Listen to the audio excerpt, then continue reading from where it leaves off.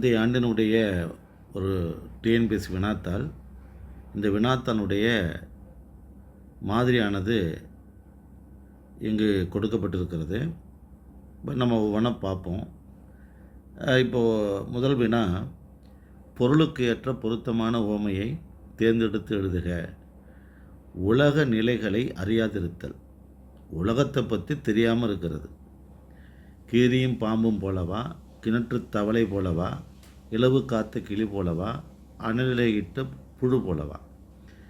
இது 4ல் டிக் அடிச்சிருக்கு. கிணற்று தவளை அப்படின்னு.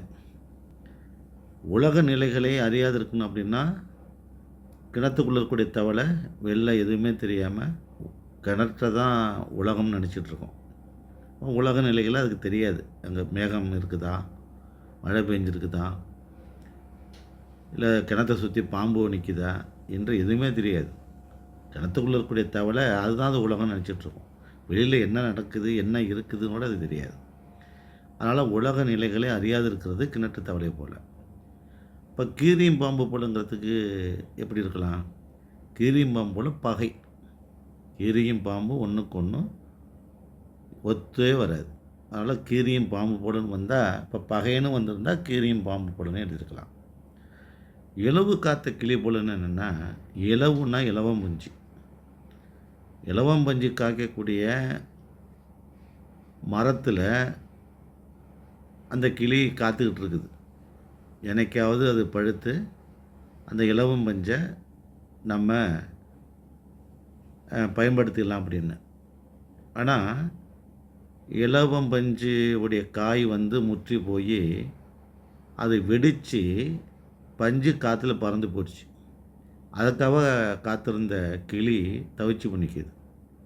இப்போ கிடைக்காம இருக்கிறது, காத்திருந்து கிடைக்காம இருந்தால் அது இலவு காத்த கிளி போலன்னு வச்சுக்கலாம். அனலிடப்பட்ட புழு போலன்னா, அனல்னா நெருப்பு. நெருப்பில் ஒரு புழு விடுதுச்சுன்னா என்ன துடி துடிக்கும்? அதுபோல் அளவில்லாத துன்பம், சொல்ல முடியாத துன்பம் ஒருத்தருக்கு வருது அப்படின்னா அது அனலிடைப்பட்ட புழு போலன்னு வச்சுக்கலாம். இப்படி ஒவ்வொரு வினாவிற்கும் நம்ம விடையை மட்டும் படித்த பத்தாது. மீதம் இருக்கக்கூடிய அந்த 3னுடைய நிலைமை என்ன நம்ம தெரிஞ்சுக்கிட்டோம்னா தான் அதை சார்ந்த வினாக்கள் வருகிற போது அடுத்து உள்ள தேர்வில் நம்ம எழுதலாம். ஏன்னா இந்த கேள்வியே இந்த தேர்வில் வரும்னு சொல்ல முடியாது. இந்த மீதம் இருக்கக்கூடிய அந்த 3க்கு ஏற்ப கூட வினா கொடுக்கலாம். அப்போ ஒவ்வொன்றையும் பற்றி நம்ம தெரிஞ்சிட்டு போகிறது அதான் முழுமையான படிப்பு. எந்த வினாவை கேட்டாலும் நம்மளால் பதில் எழுத முடியக்கூடிய அளவுக்கு பயிற்சி அது. அதுக்கடுத்து இலக்கண குறிப்பறிதல். பின்வரும் இலக்கண குறிப்புக்கு பொருந்தாத சொல்லை தேர்ந்தெடுக்கவும். இதில் டிஎன்பிஎஸ்சியில் வெற்றி பெறுவதற்கு மிக முக்கியமான ஒரு காரணம் என்ன, கூர்ந்து படிக்கணும். நமக்கு விடை தெரிஞ்சுன்னு சொல்லிட்டு உடனே டிக் அடிச்சிடக்கூடாது. அதை கூர்ந்து படிக்கணும். பின்வரும் இலக்கண குறிப்புக்கு பொருந்தாத சொல்லை தேர்ந்தெடுங்க. இப்போ இலக்கண குறிப்பு எது? பண்புத்தொகை. இந்த பண்புத்தொகைங்கிறது தான் பொருந்தாத சொல். சரி, இந்த பண்புத்தொகை என்கிற அந்த சொல்லுக்கான இலக்கண குறிப்பு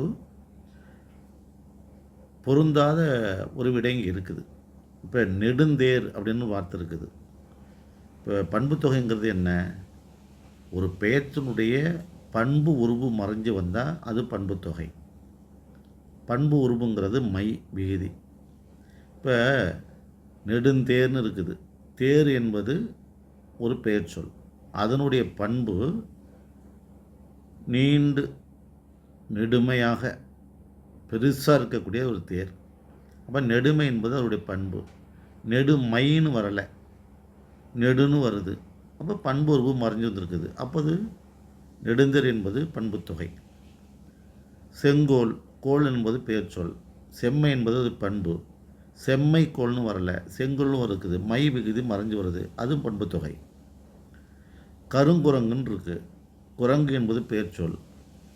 அதனுடைய பண்பு கருமையாக இருப்பது. இப்போ கருமை குரங்குன்னு வந்திருந்தால் பண்பு பெயர்னு சொல்லலாம். கருங்குரங்குன்னு வந்திருக்குது. அப்போ கருமை என்ற அந்த மை விகுதி இங்கே இல்லை. அதனால் பண்புத்தொகை. இப்போ மீதம் என்ன இருக்குது? மலர் சேவடி. மலர் சேவடி. சேவடி அப்படின்னா சிவந்த அடி. சேவடி மட்டும் இருந்தால் அது பண்புத்தொகை, சிவந்த அடின்னு வரும். மலர்ச்சேவடி அப்படிங்கிறது மலர் போன்ற சிவந்த அடி, அப்போ அது ஓமைத்தொகை. மலர் போன்ற சிவந்த அடி அது ஓமைத்தொகை. அப்போது பண்புத்தொகைக்கு பொருந்தாத ஒரு சொல் என்னென்னா இந்த மலர்ச்சேவடி தான். ஏன்னா நெடுந்தேர், செங்கோல், கருங்குரங்கு இந்த மூன்றும் பண்புத்தொகை. மலர்ச்சேவடி மட்டும் அது ஓமைத்தொகை. ஏன் அது ஓமைத்தொகைன்னு சொல்கிறோம்? இப்போது மலர் போன்ற அடி, இப்போது சே என்பதை விட விட்டுலுங்க, மலர் அடின்னு வச்சிங்க. மலர் போன்ற அடி, அடின்னா பாதம், மலர் போன்ற மெல்லிய பாதம். அப்போ போன்ற என்ற ஓம உருவு மறைஞ்சு வந்தாலே அது ஓமைத்தொகை.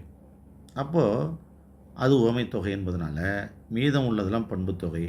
அப்போ இலக்கண குறிப்புக்கு பண்புத்தொகை என்ற இலக்கண குறிப்புக்கு பொருந்தாத ஒரு சொல் மலர்ச்சேவடி என்பதை நீங்கள் புரிஞ்சுக்கணும். அதுக்கடுத்து பெயர் சொல்லினுடைய வகையறிதல்னு சொல்கிறாங்க. பெயர் சொல் சினைப்பெயராக வரலாம், பண்பு பெயராக வரலாம், பொருட்பெயராக வரலாம், தொழில் பெயராக வரலாம். ஒரு பெயர் சொல் கண்ணால் பார்க்கக்கூடிய நீளம், அகலம், உயரம் என்று பார்க்கக்கூடிய நிறம், குணம், தொழில், வடிவம் ஆகியவற்றினால் வரக்கூடிய எல்லாமே பெயர் சொல்லு தான். இல்லை கரியன் என்ற பெயர் சொல்லின் வகையறின்னு கேட்குறாங்க.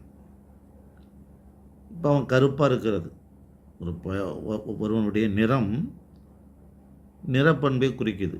கருப்பாக இருக்கிறது கரியன், எனவே அது பண்பு பெயர். சினைப்பெயராக இருந்தால் சினைன்னு என்ன? கிளை. இப்போ கையன் அப்படின்னு வருதுன்னு வச்சுங்களேன், அது சினைப்பெயர் கையன். இப்போ கையன் சினைப்பெயர். ஏன்னா கை என்பது அந்த மனிதனுடைய சினை, ஒரு உறுப்பு. எனவே இப்போ கையன் அப்படின்னா சினைப்பெயர்னு சொல்லலாம். பொருட்பெயர்னா என்ன? ஒரு பொருளை குறிக்கக்கூடிய பெயர் பொருட்பெயர். மேசை, நாற்காலி சொல்லலாம், புத்தகம் பொருட்பெயர். தொழில் பெயர்னா என்ன? ஓடுதல், ஆடுதல், அடித்தல், துடித்தல், நடனம், இப்படியெல்லாம் தொழில் பெயர். அப்போது கரியன் என்பது கருப்பாக இருக்கக்கூடிய ஒருவனை குறிப்பதனால அது பண்பு பெயர். இதே சினைப்பெயர் இருந்தால் கையன்னு வந்திருக்கணும். இப்போ கையன்னு வந்திருந்தால் நீங்கள் சினைப்பெயர்னு எழுதணும். ஏன்னா சினை என்பது ஒரு மனிதனுடைய ஒரு உறுப்பு. இப்போ மரத்துக்கு சினை எதுனா கிளை. யானைக்கு சினை எது? தும்பிக்கை. எனவே அந்தந்த வார்த்தையினுடைய விடையை மட்டும் நம்ம பயிற்சி எடுத்தால் பத்தாது. மீதம் இருக்கக்கூடிய 3 வார்த்தைகளும் விடையாக வருவதற்கு ஒரு வினாவை நம்ம மனசுக்குள்ளே தேர்ந்தெடுத்து வச்சுக்கிட்டோம்னா அதை போன்ற ஒரு வினா வருகிற போது மிக எளிமையாக எழுதி நம்ம வெற்றி பெறலாம். அதுக்கடுத்து நாமார்க்கும் குடியல்லோம், நமனை எஞ்சோம், நரகத்தில் இடர்படவும் நடலை இல்லோம். இது நாவுக்கரசர் சொன்ன வார்த்தை. பல்லவ மன்னன் அவருக்கு துன்பம் விளைவிக்கிற போது அவர் சொன்ன வார்த்தை, நாம் மார்க்கும் குடியெல்லாம், நான் யாருக்கும் அடிமை இல்லை, எனக்கு உயிர் பயம் போகும் என்கிற அச்சம் இல்லை, நமனே அஞ்சோம். நமன்னா யமன், யமனுக்கு நாங்கள் அஞ்ச மாட்டேன்.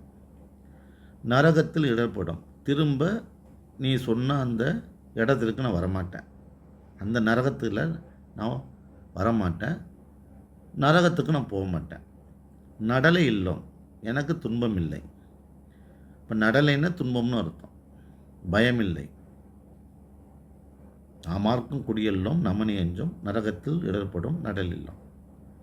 அப்போ அஃப்ளிக்ஷன் அப்படின்னு சொல்கிறது. அஃபெக்ஷன் அப்படின்னா கவர்ச்சி, கருணை. அட்ராக்ஷனாக தான் கவர்ச்சி. அடிஷன் அப்படின்னா இணைப்பு. அப்போ நரகத்தில் ஏற்படும் நரகில்லோம், எனக்கு துன்பம் இல்லை, பயப்பட மாட்டோம் என்ற அந்த அர்த்தத்திற்கு அஃப்ளிக்ஷன் அப்படிங்கிறத நீங்கள் எடுத்துக்கலாம். பெயர் சொல்லின் வகையறிதல். ஆதிரையான் என்ற பெயர் சொல்லின் வகையறிகன்னு கேட்குறாங்க. ஆதிரை அப்படின்னா ஆதி அப்படிங்கிற வார்த்தையிலேருந்து வருதுன்னு வச்சுக்கலாம். ஆதினா முதல். ஆதிரையான் என்ற சொல் சிவபெருமானுக்கு உரிய ஒரு சொல்லது. அவர் காலப்பெயர், ஒரு காலத்தை குறிக்கிறது. ஒவ்வொரு மாதமும் முதல் நாள் தொடங்குதில்லை, ஒரு மாதத்தினுடைய முதல் நாளுக்கு ஆதிரை அப்படின்னு வழக்கத்தை வச்சுருக்கிறாங்க. வாரத்தினுடைய முதல் நாள் திங்கள் இல்லையா, திங்களுக்கு சோமவாரம் அப்படின்னு பேர். இப்போ சோமன் அப்படின்னா சிவன். மாதத்தினுடைய முதல் நாள் ஆதிரையான், வாரத்தினுடைய முதல் நாள் சோமவாரம், சோமன். ஆதிரையான், ஆதிரையான் என்பது சிவனுடைய பெயர். மாதத்தினுடைய முதல் நாளாக வரக்கூடியதுக்கு ஆதிரை அப்படின்னு பேர். அப்போ அது ஒரு காலம். பண்பு பெயர்னால் ஏற்கனவே சொல்லியாச்சு. நிறம், குணம், தொழில், வடிவம் ஆகியவற்றெல்லாம் அது பண்பு பெயர். தொழில் பெயரும் ஏற்கனவே சொல்லியாச்சு. ஒரு தொழிலை உணர்த்தக்கூடிய பெயர் தொழில் பெயர். குணப்பெயரும் சொல்லியாச்சு ஏற்கனவே. குணம், உயரமாக இருப்பது ஒரு குணம், கட்டையாக இருப்பது ஒரு குணம், சிவப்பாக இருப்பது ஒரு குணம், கோபமாக உள்ளது ஒரு குணம், இரக்கமாக உள்ளது ஒரு குணம். இப்படி இருந்ததுன்னா குணப்பெயர்னு வச்சுக்கலாம். இன்றைய மாதிரி வினாத்தாளனுடைய முதல் பகுதி இப்போது நீங்கள் பார்த்துருக்கிறீங்க. இதனுடைய இரண்டாம் பகுதி அடுத்த வீடியோவில் நான் அப்லோட் பண்ணுறேன். நன்றி, வணக்கம்.